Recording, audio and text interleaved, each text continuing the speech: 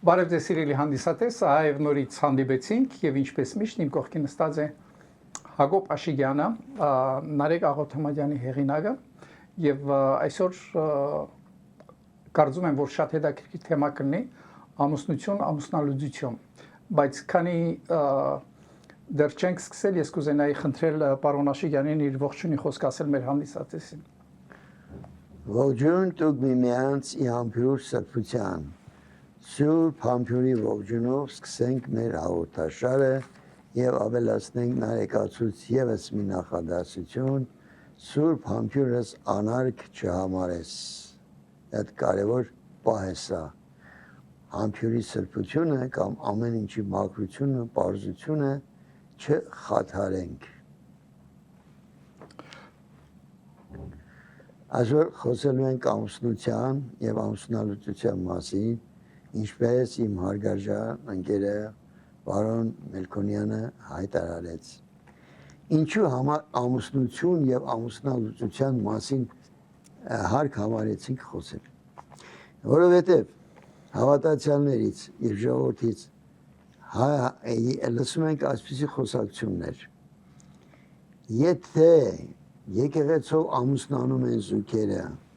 քահանաները, Աստվածաշունչը, խաչը, ժողովուրդը հանդիսատեսությամբ, ժողովրդի, այդ օրհնությունը քահանաների, այդ դեպքում ինչու համար լինում են ամուսնություններ, միթե դրա ձևական մի բան է, դա ազդեցություն չունի մարդկանց վրա։ Զաքսի ամուսնությունը բավարար չէ միայն, որ պետությունը ճանաչում է ամուսնացած զույգեր։ Ինչ կարիք կա ամուսնանալու գնալ։ Շատ կներեք, այսպես ասած, ստից բան է։ Այս հարցերին որպեսզի մեկնություն տանք, փորձենք բացատրել, թե ինչ է ամուսնությունը, ինչ է ամուսնալուծությունը, ամուսնության բուն նպատակը հոգևոր իմաստներով ինչու ներկայանում եւ այնուհետեւ մարդիկ ինքները դատեն, հասկանան ամուսնությունը եկեղեցով որքան կարեւոր է։ Հիմա շատ հետաքրքիր վերլուծություն կլինի կարծում եմ, որովհետեւ ես այստեղ շատ հարցեր ունեմ, որ մենք ճիշտ հասկանանք, հասկանալով ինչ բան է պսակը, ինչ բան է գենին, ինչ բան է ձերքի տալը եկեղեցում եւ կանցնենք կամաց բաժանմանը, որը դա էլ շատ կարևոր մի թեմա է։ Խնդրում եմ բացատրեք եկեղեցում պսակադրության արարողությունները, պսակի մասին, գինու մասին եւ այլ եւ այլ։ Ուրեմն նախքան այս հարցերը բացատրելը կարևոր մի քանի բացատրություններ տամ այն մասին, որ տեսեք, սա շատ կարևոր է, մինչև այս հարցերը չպարզաբանվի, պարոն Մելքոնյան։ Մյուսների կարևորությունը չի արժևորվելու։ Ուրեմն, ամուսնությունը կամ պսակը, որ եկեղեցին կոչվում է, դա եկեղեցու 7 խորհուրդներից մեկն է։ 7 խորհուրդներից մեկը։ Հիմա ամենաառաջնայինը հասկանանք ինչ է նշանակում խորհուրդ, որովհետև կա խորհուրդ, որպես խորհուրդ մարդկանց ինչ-որ ուսուցում տալու եւ այն սովորացնելու։ Կա խորհուրդ, որը որ միացնում են գաղտնիքի հետ, որպես գաղտնի մի բան, փակ մի բան, եւ ունեցել ենք խորհրդային սովետական խորհրդային միություն, որի մեջ եղել է նաեւ խորհրդային Հայաստան։ Ուրեմն այս խորհուրդները նախ պետք է տարբերել։ Ես չեմ ուզում այսօր խորանանք, բայց մի թեմայով խոստանում եմ անպայման կխոսենք խորհրդային միության մասին։ Ինչու դրվեց հենց խորհուրդ բառը, ինչու միությունների հանրապետությունների միությունը կոչվեց խորհուրդ, ինչը կեղծվեց, ինչը նենգավորվեց, ինչ մեծ մեղք գործվեց աշխարհի առաջ։ Հետո ուրեմն խորհուրդ բառը կարևոր է, եթե ասում են 7 խորհուրդ, տեսեք, խորհուրդը հոգևոր առումով ունի հետևյալ բացատրությունը։ Կրոնական իմաստով, այսինքն անտեսանելի բաների հայտնությունը, անտեսանելի բաների հայտնությունը։ Այս մասին ես ձեզ մի փոքր կարդամ, տեսեք։ Մկրտվողը երբ որ մկրտում ենք, մկրտությունն էլ է խորհուրդ։ Եկեղեցին ունի 7 խորհուրդներ։ Մկրտությունն էլ մեջ միասին 7 խորհուրդից մեկն է։ Երբ որ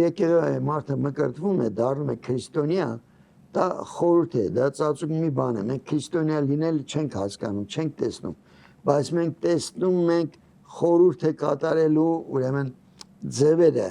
այսինքն քահանան, հավաքված հանդիսատեսները, ժողովուրդը ջրով մաքրել է, մերոնով կնքել է եւ այլն, արարողությունը, որ քահանան կատարում է։ Այսինքն իրական արտահայտությունը խորհրդի, իրական արտահայտությունը ցուցադրվում է գործունեությամբ։ Այսինքն դարավ ինքը քրիստոնյա, մենք դա չենք տեսնում, դա մենք երեխան փոքրինք չի հասկանում։ Դա հասկանում է ուրեմն Աստված, ծնողները եւ կնքահայրը, քավորը։ Կամ ասենք վերցնենք ամենակարևորը լսեք։ Խորհուրդը պսակի հետ կապված, ամուսնության հետ կապված։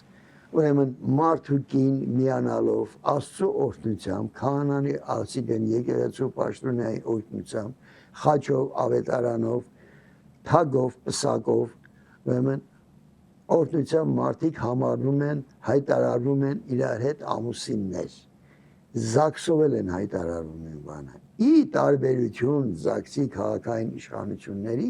հոգևոր առումով մարդը դառնում են մի մարմին, մի հոգի, մեկ սիրտ, բայց երկուսով տեսնում եք առանձին են։ Այսինքն ինչու՞մն է այստեղ բանը։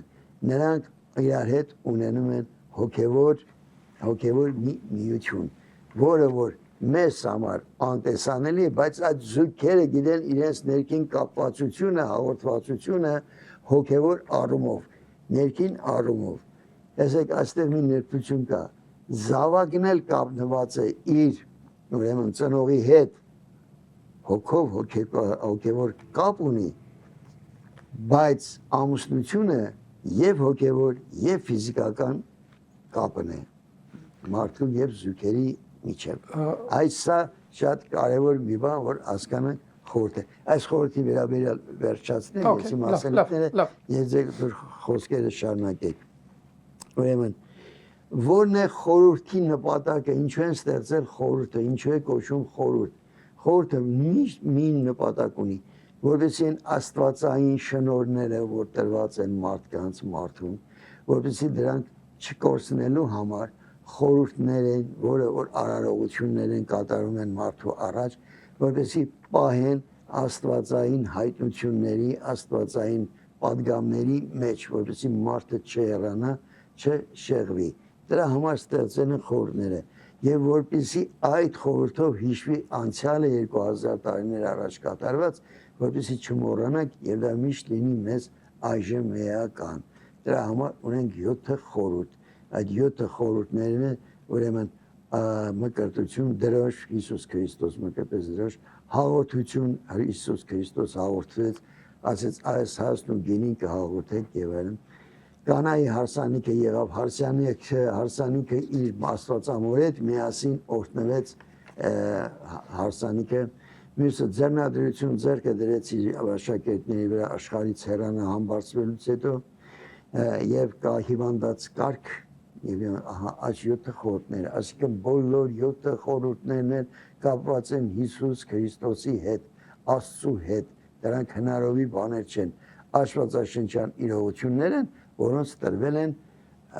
տրվել են ուրեմն հոգևոր իմաստը արտահայտվում է արտաքին գործողություններով, իրողություններով, ծեսերով եւ այլն։ Եվ ուրեմն ասեցինք 7 խորհուրդներն էլ մենք ձեզ բացատրեցինք, իմը կարող եք ձեր հարցը տալ։ Շատ լավ, դուք շեշտեցիք ուրեմն ամուսնությունը եւ պետական օրենքով, որպես քաղաքացի եւ եկեղեցական արարողությունները։ Ասացեք, խնդրեմ, եկեղեցին կարող է բաժանել զույգերին, իրավունք ունի բաժանել զույգերին, եթե զաքսով բաժանված չեն իրենք։ Ուրեմն նայեք, շատ լավ հարց է, բայց նախքան այս հարցին պատասխանելը, արդյոք կարող են բաժանել թե չէ, մի հատ ուրեմն ես ձեզ մեկնաբանեմ, ինչ է նշանակում ամուսնությունը հոգևոր առումով։ Պսակը արարողությունն է, որ կատարվում է եկեղեցում։ Ամուսնության բուն գաղափարը ինչումն է, եւ հետո այդ գաղափարը այդ հասկանալուց հետո տեսնենք եկեղեցին այդ իրավունքը ունի, չունի, ավելի մանրակրկիտ պատասխան տանք։ Դրա համար տեսեք,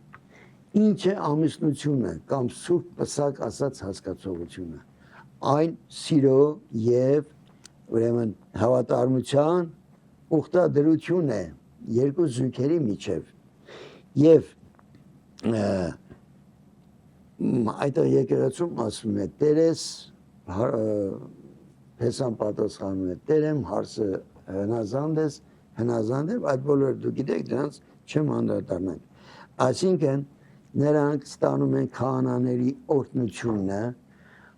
հանդիսատեսների, բարեկամների եւ այլնի միջոցով, ուրեմն ուխտադրություն են անում, ուխտ են կնքում, այսինքն դա ուխտ է, ոչ թե մի բան են ինչ-որ ստորագրում, ուխտադրություն է դա, որ դառնում են երկուսը մեկ մարմին եւ լծակից իրար, այսինքն ինչ է նշանակում լծակից, այսինքն կյանքում հանդիպելու են, ունենալու են լուծեր, խնդիրներ, դժվարություններ, որ կրելու են միասին, լուծը վերցնելու են երկուսով միասին իրենց շալակին եւ կրելու են։ Ամուսնության բուն հիմնական բանը սա է, բայց ամուսնությունը ինչ հիմքերի վրա պետք է, ինչի վրա պետք է հիմնված լինի, ինչ հիմքեր պետք է ունենա հոգևոր առումով, այս ամբողջ ուշադրությունը խնդրում եմ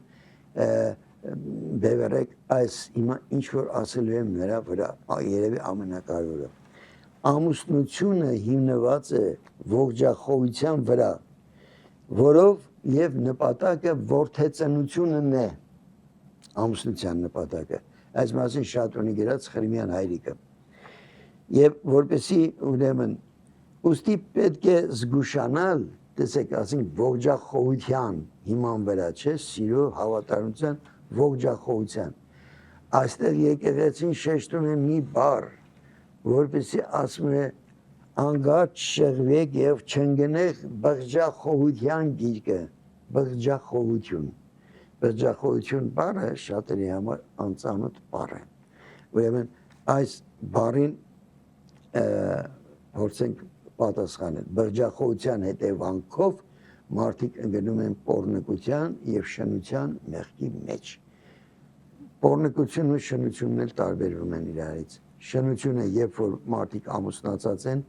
ամուսիններից, զույգերից որևիցե մեկը սեռական հարաբերությունների մեջ է մտնում մի ուրիշի հետ, սա շնություն, իսկ պոռնկությունը, երբ որ բաժանված են, ամեն մեկը իր կյանքով է ապրում։ Տեսեք, բղջախոհությունը, ինչու է այստեղ շրջվում բղջախոհություն բառը։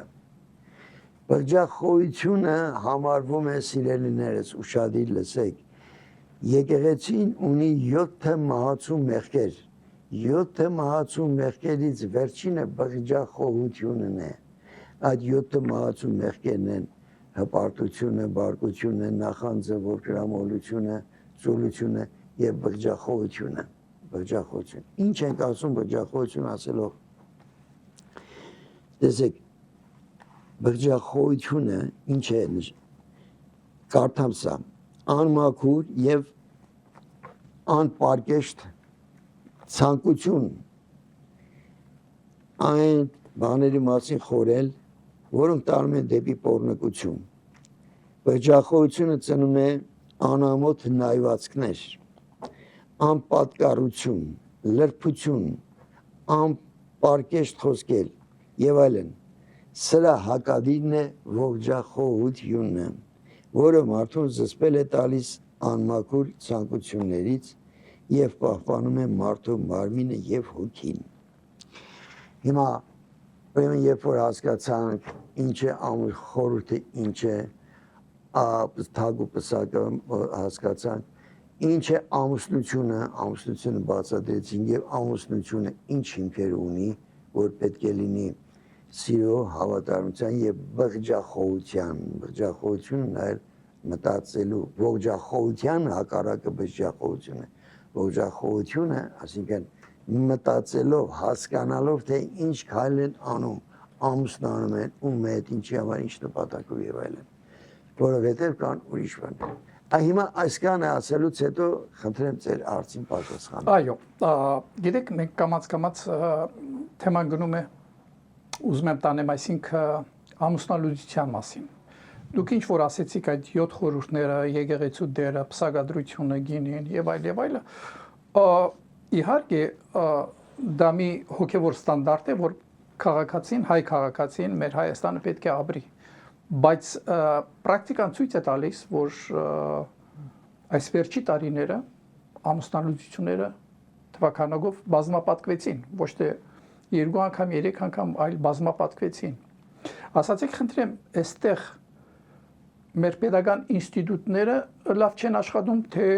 մեր հոգևոր հայրերը, որ եկեղեցին պետքա ուղղորդեր հայ ժողովրդին այդ դաստիարակությունը առաջ տանելու համար, ինչպես դուք ասեցիք, ողջախոհությունը, սրբությունը եւ այլ։ Ինչ կարծիք ունեք դուք այստեղ բաց թողում կա եկեղեցու ֆունկցիան հայ ժողովրդի մեջ թե ոչ։ Եսեք շատ լավ հարց է եւ կարեւոր հարց։ Ուրեմն եկեղեցու ամուսնության, ամուսնալուծությունը կանխելու դերի մեջ իհարկե մեծ նշանակություն դեր ունի եւ եկեղեցին եւ պետությունը։ Սկսենք նրանից, երբ որ եկեղեցուն ամուսնանում են, նախ պետք է ասվի որոշ պայմաններ, որոնք որ ամուսնացողները պետք է ունենան, այսինքն բացատրի, որ մոտ ազգական կապերով արգելված են ամուսնությունները, որ ամուսնությունը ինչ է իրանից ներկայացնում եւ այլն, հոգեվոր բացատրություններ պետք է տրվի եւ որոշ ժամանակ հետո ամուսնացնեն։ Պետք է պայման է, որ անպայման պետք է մկրտված լինեն, պայման է, որ կարևոր պայման, որ եթե զույգերից մեկը օտար ազգի է, եկեղեցին այդ ամուսնություն չի կատարում։ Պետք է քրիստոնյա լինի, նոր եկեղեցին ամուսնացնի չի կատարում։ Այսինքն բացատրական աշխատանքներ պետք է տարվի, որովհետև նույնը եւ պետական մասշտաբով, այսինքն եւ որ այստեղ տեսեք խոր արմատներ ունի ավելի, երբ որ պետությունը, իշխանությունը հասկանա, որ իր երկրի ուժը գալիս է ընտանիքի միությունից, այդ դեպքում խելացի դիվանագետ իշխանավորը, ղեկավարը, պետությունը զարգացումը մարդկության մանկապարտեզից սկսած կտանի այլ ուղղությամբ։ Երբ որ երկրի ղեկավարները թալանչիներ են, գողեր են եւ այլն, որը որ մենք գիտենք։ Դուք նկատում եք նախկինների մասին, խնդրում եմ շեշտեք, որովհետև լավ, օքեյ։ Նախկինների մասին եմ ասում, բայց եթե նախկինին ասում են, ներկաներին էլ վերաբերում ականջով պետք է անեն, որտեղ որպես սուրբ գալիս են, հետո բան են դառնում, այսինքն գայթակղությունը միշտ մարդու առաջ կա, այսինքն այս չի նշանակում, որ բյուրեղյա են եւ ամեն ինչից զերծ են, ավելի շուտ զգուշանալ պետք է, ավելի լավ որ լսեն մեր խոսքերը, մենք որևէ քննադատություն չենք ուզում անենք։ Հիմա երբ որ ուրեմն այդ ալան թալանի վերջը գալիս է ինչ, գալիս է ժողովրդի մոքի կողմից մի հասկացողության, հոգեբանական ծանր հարված են ստանում մարդիկ, սկսում են ինչ մտածել, թուլանում է հավատքը, մարդիկ սկսում են դնել տատանողական, եսասեր, հեշտությամբ տրվում են փողին կաշառքներին եւ այլն եւ այլն եւ այլն։ Ընտանիք հասկացողությունը մարդու մեջ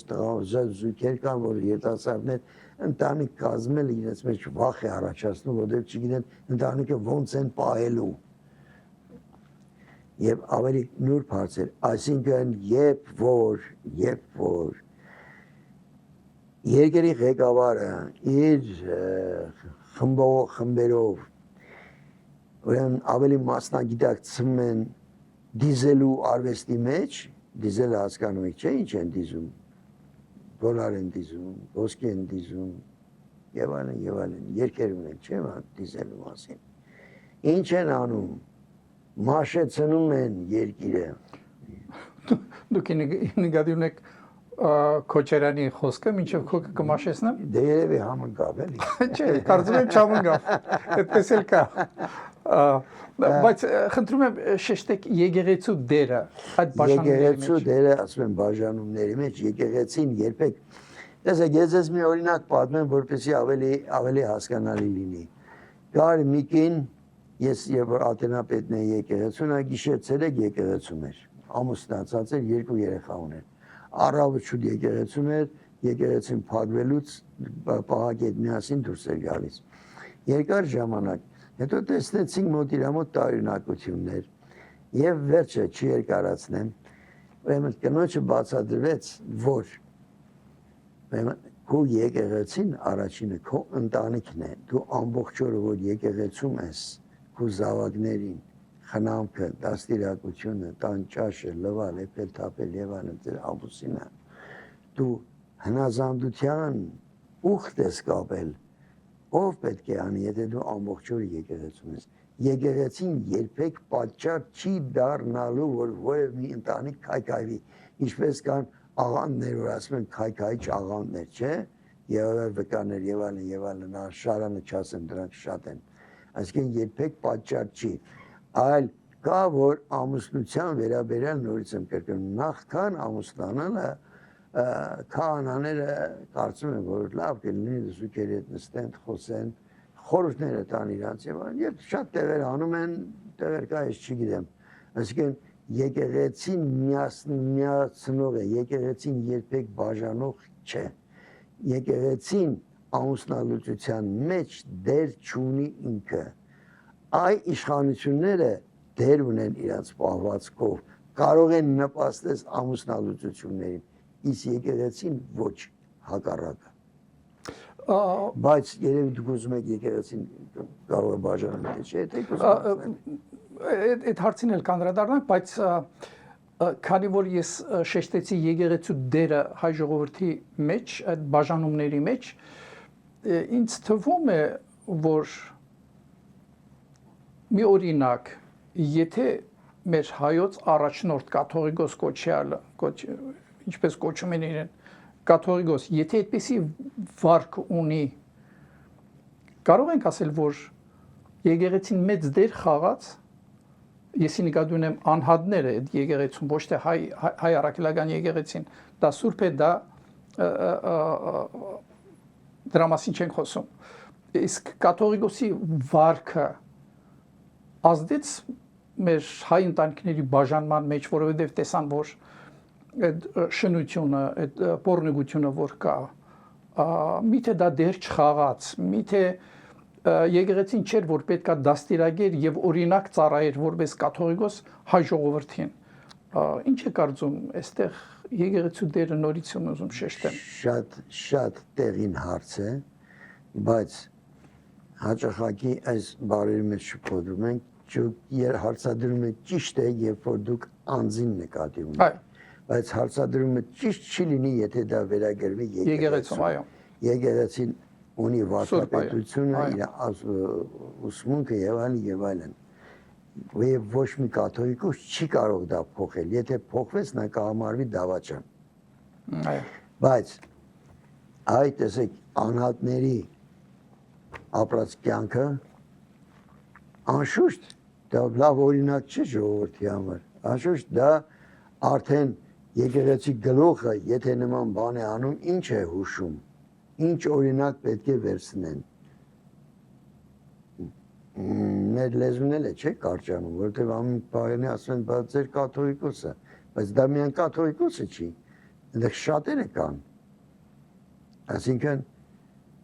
ամուսնալուծության մենք խոսում ենք, բայց սիրելի երիտասարդներ, սիրելի ժողովուրդ, միշտ եկեղեցին հարվածների տակ է եղել։ Արտաքին հարվածները հասկանալի, բայց որ ներքինից են գալիս, մեջից են, նման ուրեմն մեր հավատքի հաստատավությունը պետք է ուրեմն ցուցադրենք մեր նվիրվածությամբ մեր եկեղեցուն։ Այդ օրինակները, որ քանի որ գիտակցում ենք, որ գիտենք դա եկեղեցու վայել չէ առաջնորդին, վայել չէ նման բաներ անելու, դա դրանում ինքը ինչ է սովորացնում ժողովրդին, պսակվողները ոնց են գնում կանում, այդ չէ, հետևանքները վատ են անշուշտ, շատ վատ, դա օրինակելի չէ, լավ կլիներ զղջում եւ խոստովանություն եւ մարդիկ մի քիչ ավելի ազատ շունչ քաշեն, երկար ամիսներով մենք լարված վիճակի մեջ ենք։ Ճիշտ հարց տվեցիք,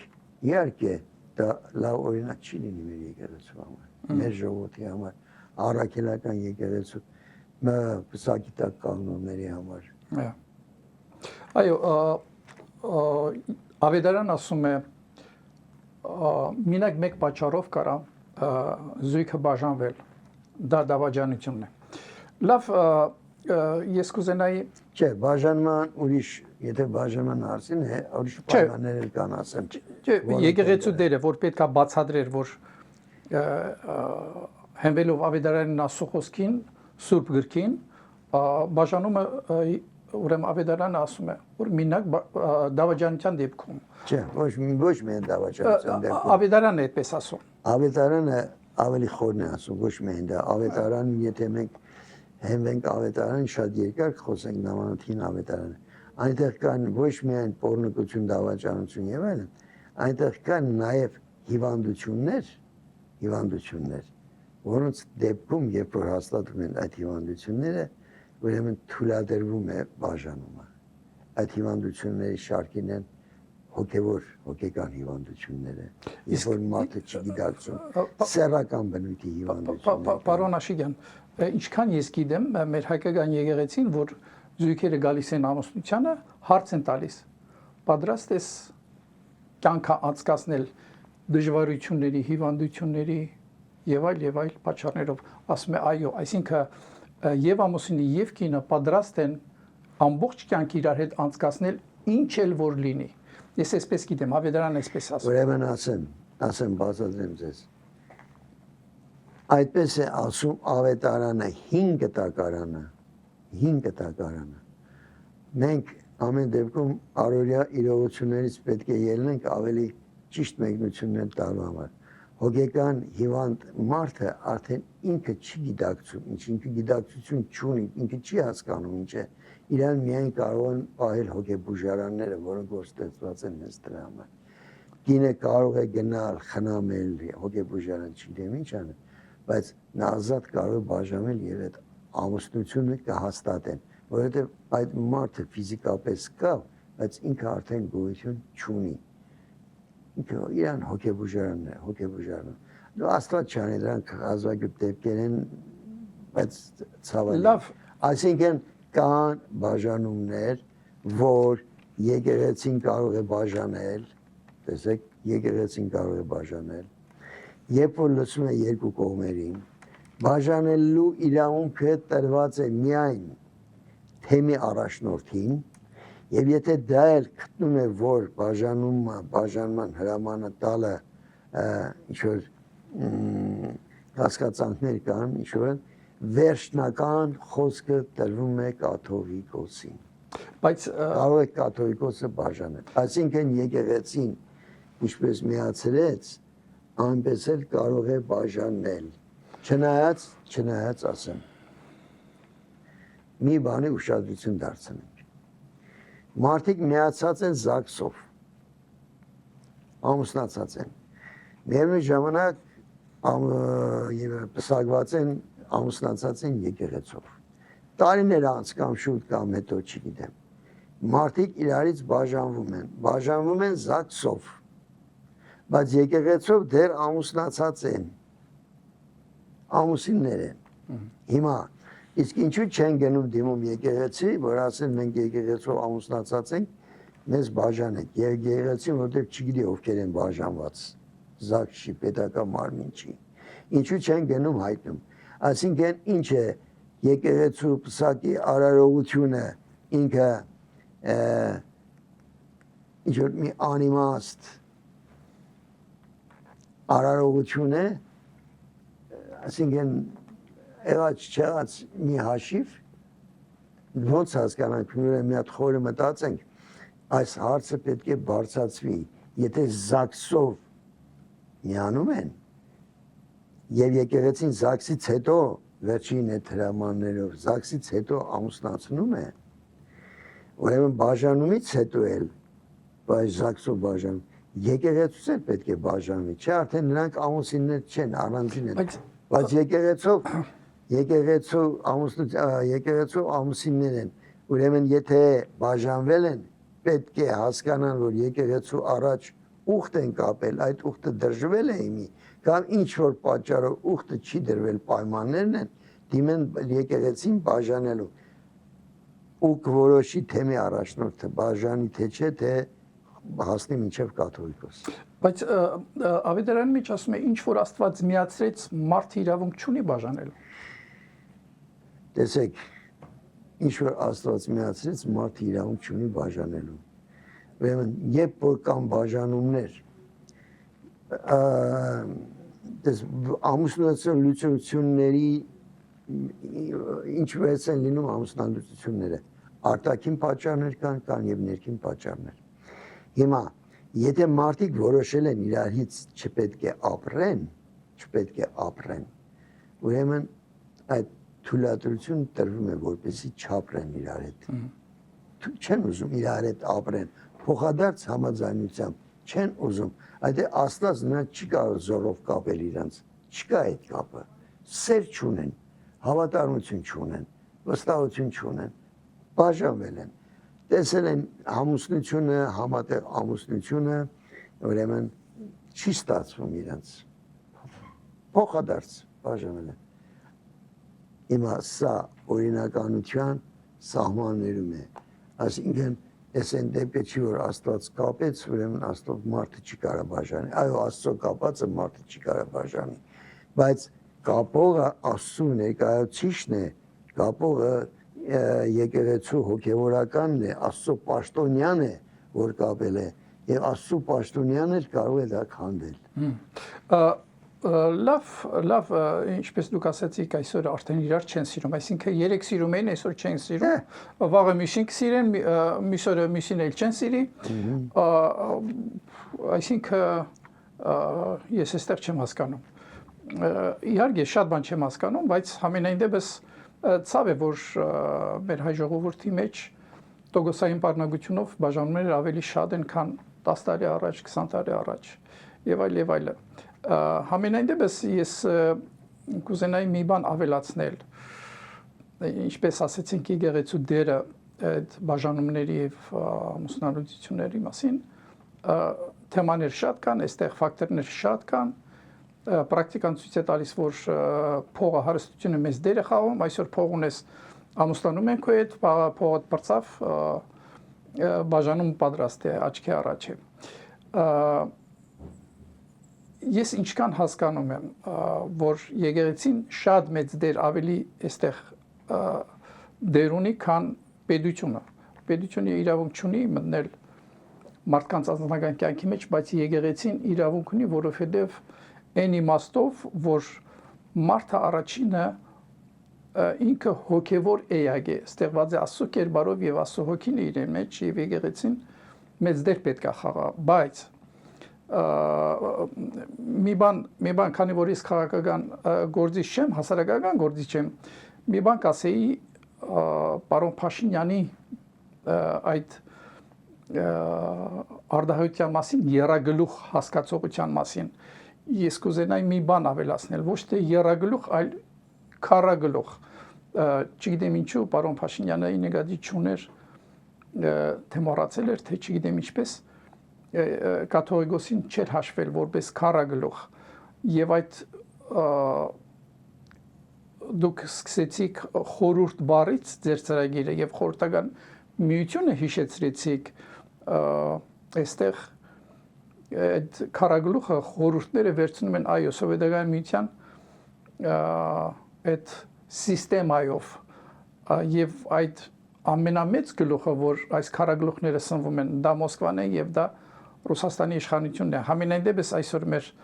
հաղորդումը մոդեռն մեդիա ավարտին եթե ավելացնելու բան ունեք պարոն Աշիկյան ավելացրեք ես եւ կվերջացնեմ հաղորդումը Եկեղեցու դերը մեծ է ասացին որ եկեղեցու դերը մեծ է բայց բաներ կարիս ավելի ճիշտ չհասկացա ինչ եք ուզում ասել Եկեղեցին անշուշտ մեծ դեր ունի եկեղեցու դերը միայն բացատրական աշխատանքների մեջ է հիմա եթե եկեղեցով ամուսնացել են բուն ամբողջ մեր խնդիրը այսօր հաղորդման ինչ էր հարց են տվել եթե եկեղեցով ամուսնացել են բայց հետո ինչի են բաժանվում մենք այս հարցին պետք է պատասխանենք այս ամուսնալուծության ուրեմն ինչի են բաժանվում որովհետև Կան ամուսնություններ, երբ որ ամուսնանում են քահանան չգիտի, հոգևորականը չգիտի այդ մարդկանց ամբողջ բանը, եւ նրանք չեն խոսում, հետո են տեսեք ինչ ամուսնություններ կան, օրինակ,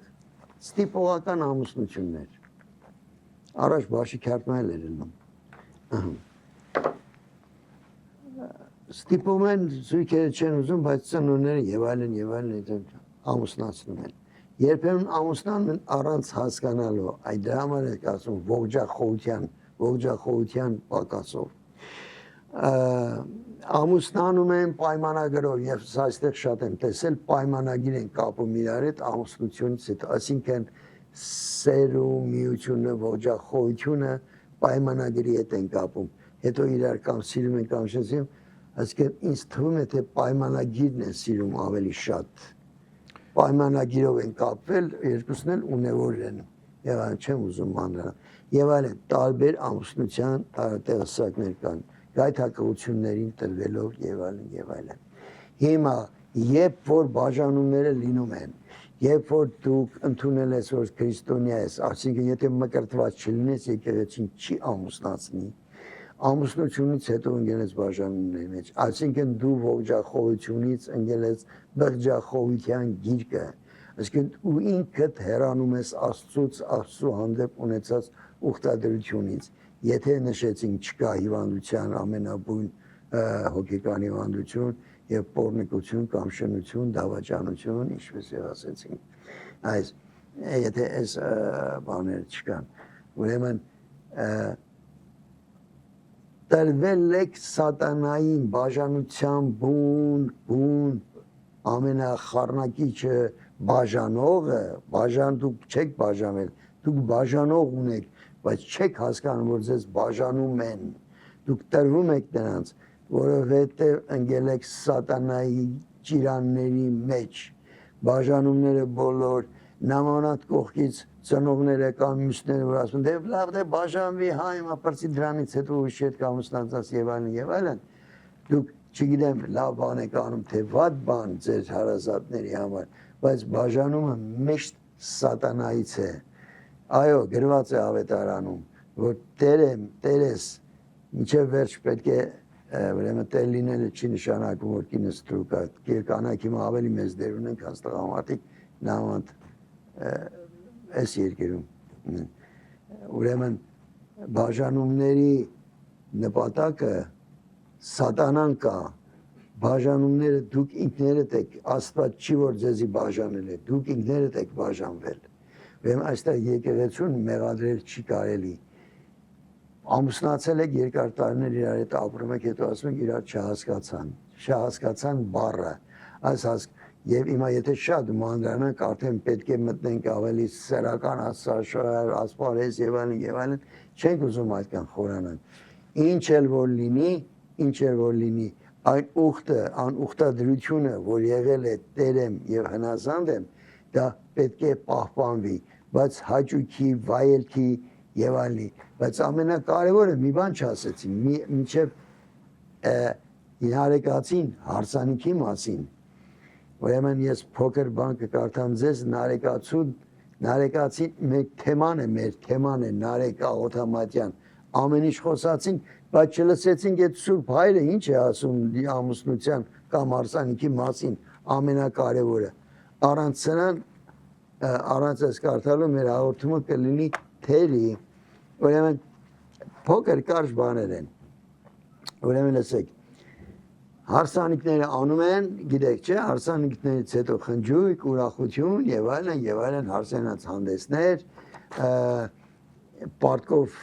ռեստորաններ, չգիտեմ ինչեր, ցուցադրական եւ այլն, զարդեր ցուցադրել եւ առաջվա այն հարսանիքները չի որ մենք վրանների տակ կամ մեր բաներում անում ենք օջախներով, քաղցր հարսանիքներ են դրանք։ Իսկ ով ինչ ծանոթ ունի ռեստորանում ցույց տա, թափ ունի եւ այլն։ Տեսեք, Նարեկացին ինչ է ասում հարսանիքի, ես ընդհանրապես երկու բան շատ չեմ կարդա, ոչ թե վայելքի տարպանքով եմ ես հեզնում ողբած են, տեսեք, վայելքի տարպանք, այսինքն մարդկանց բաժանող ուրեմն պատճառներից մեկը վայելքի տարպանքն է, այսինքն վայելել, հաճույք ստանալ, սախեջ մի անգամ ես ապրում կյանքը, հասկանում եք այս մոլի սատանայական ցանկությունը շատերի մեջ է սողոցքում։ Այն կազմողի աղաչանքովն եմ խոր հարաչում սրտանց, չեմ փնտրում հանգիստ, այլ աղաչում եմ երեսը տեսնել հանգստարարի, այսինքն Հիսուս Քրիստոսին, ոչ թե հարսանքատան խնջույքի, այլ փեսայի անձկությամբ եմ մաշվում, այսինքն ինչ է ուզում ասել։ Ոչ թե ուրեմն հարսանքատան խնջույքի, այլ փեսայի, ուրեմն Պողոս Առաքյալը ամուսնությունը հետևյալ համեմատություն ունի։ Փեսան Հիսուս Քրիստոսն է, եկեղեցին հարսը։ Ուրեմն ասում է հարսանյաց հանդեսի մեջ ես ոչ թե գերուխումին եմ ման գալի, այլ ուզում եմ ման գա տեսնել Փեսային, կարոտել եմ Փեսային, այսինքն Հիսուս Քրիստոսին։ Եվ քանի որ հարսանիքից են խոսում, որքան հարսանիքներ կան ռեստորանից հետո կլսեք այս կեղծ թամադանները, այս բաները որ հավաքվում են, ամեն ինչ կասեն, բացի հարսանիքի բուն իմաստից։ Եվ մյուս կարևոր բանը, հարսանիքին գալիս են փոքրիկ մարդիկ, ժամը 7-8-ին հարսանիք, բայց պսակադրությանը մասնակցել են դրանցից 1%-ը։ Այսինքն բուն արարողությունը, որ հոգևոր իմաստ ունի, նրանք չեն տեսնում, չեն հասկանում եւ իրանց հետաքրքրել չի, իրանց հետաքրքիր է, չէ, մի րոպե, խնդրեմ ինձ մի վարքյան, չենք վերջացնում, շարունակում ենք։ Ժամանակը սովոր է։ Ժամանակը մեր ձեռքն է։ Ուրեմն, տեսեք, ասում են, ես ոչ թե հարսանիքն եմ ման, ոչ թե գերուխումն եմ ման գալի, այլ Փեսային եմ ման գալի։ Սա նարեկացու խոսքերն են։ Այս խոսքերը պետք է ձեր մեջ մնայուն ներկայություն լինեն։ Եվ նորից հարսանիքի մասին չեմ երկարացնում, էլի կարճ։ Տեսեք, ուրեմն այստեղ ինչը խանգարեց, ասեցին, չէ, վայելքի տրփանքը, չէ, վայելքը, ցանկությունը, այդ բուրըն սրտան ցանկությունը։ Խնդրեմ պայմաններից մեկը ամուսնալուծության, պատճառներից մեկը ամուսնալուծության։ Այդ մի վայելքի տակ շատ բաներ հասկացեք դուք։ Ուրեմն մյուսը, տեսեք ինչ է ասում։ Եվ արդ, եթե այն չարիքներն ամեն, որոնք հնարում ու սերմանում է մեր սրտերի մեջ մոլորյալներից գտնող բանսարկուն, այսինքն չարը սատանան, բանսարկուն, այսինքն սատանան է, չարը, ուրեմն ամեն օր մեր մեջ ուզում է չարը բաներ դնել, օրվա չարը կա, չէ՞ մենք հաղորդում ունեցանք, ինչպես հաղթահարվել օրվա չարը, ասում են, ուրեմն ինչու չիպտի համրես դու նաև բարիքները, որոնք խնամակալ ապրեցնող քո կամքով ես տնկել մեր մեջ, ասում են, ինչու Տեր Աստված, մենք միշտ չարերն ենք ասում, դե արի քու բարիքներն էլ հաշվենք, որովհետև տեսեք ինչ է ասում։ Որովհետև դու կարող ես դառնաման լեղին վերածել քաղցր մանանայի եւ կամ սաստկավիշտ ողն ու կոծերից հարսանյաց ուրախ պար ու նվագներ կարող ես կազմել։ Այսինքն ասում է, երբ որ դուք ինձ վստահում եք, ձեր ես ողբը, լաց ու կոծը կարող եմ վերածել հարսանիքի, հարսանյաց պար ու հանդեսի։ Այսինքն տեսեք, ասում է, երբ որ դուք ողջախոհությունից ընկնում եք բջջախոհության մեջ, դեռ ուշ չի, կարող եք դառնալ, որովհետև ես ձեր ողբը, ձեր այդ ինչ որ ասում են բախտ չուներ, լավ ամուսնություն չէր, ճակատագիրներ եւ այլն ժողովրդական բացատրությունները, երբ որ դառնաք ինձ ասում եք, ձեր ողբը ու ձեր անորոշ անհասկանալի վիճակները կվերածեմ հարսանիքի բարի ու երաժշտության։ Լավ, շատ շնորհակալություն։ Կարծեմ ես մի քանի հարց ունեի, մենք չենք հասցնել։ Չէ, ժամանակը սպառված։ Մենք կարող ենք մեկ անգամ եւս այս հարցը շոշափել։ Ուրեմն մեր հաղորդում մոտեցավ իր ավարտին, ես Հակոբ Մելքոնյանն եմ։ Խնդրում եմ գրանցվեք, լայքեք եւ պատրաստեք ձեր հարցերը, որ մենք կարողանանք բարձրացնել այն խնդիրները, որը ձեզ հետաքրքրում են սիրելի հանդիսատես,